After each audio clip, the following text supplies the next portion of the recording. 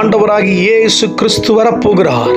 அவருடைய வருகை அதிசீக்கிரமாயிருக்க போகிறது. அவர் வரும்பொழுது கிறிஸ்துவுக்குள் மரித்தவர்கள் எல்லாரும் முதலாவது எழுந்திருப்பார்கள். கல்லறைகள் எல்லாம் திறக்கப்படும்.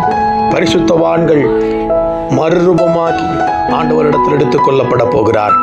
பின்பு உயிரோடு இருக்கும் நாமும் அவரோடு கூட என்றென்றும் இருக்கும்படியாக நித்திய ஜீவனுக்கென்று நாம் எடுத்துக்கொள்ளப்பட போகிறோம்.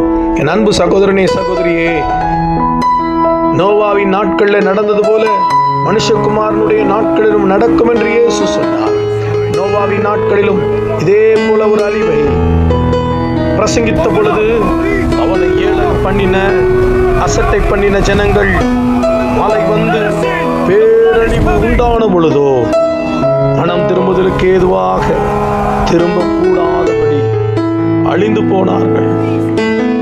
வேலையிலே பாதுகாக்கப்பட்ட விலங்குகளை தவிர மற்ற எல்லா பூமியில் நடமாடும் விலங்குகளும் மனித ஜீவர்களும் அழிந்து போயின.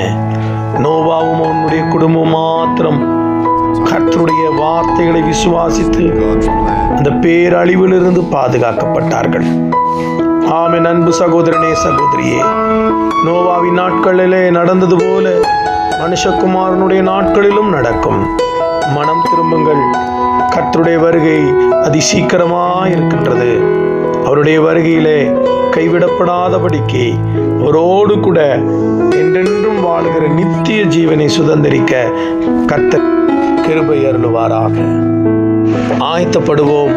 அநேகரை ஆயத்தமாக்குவோம்.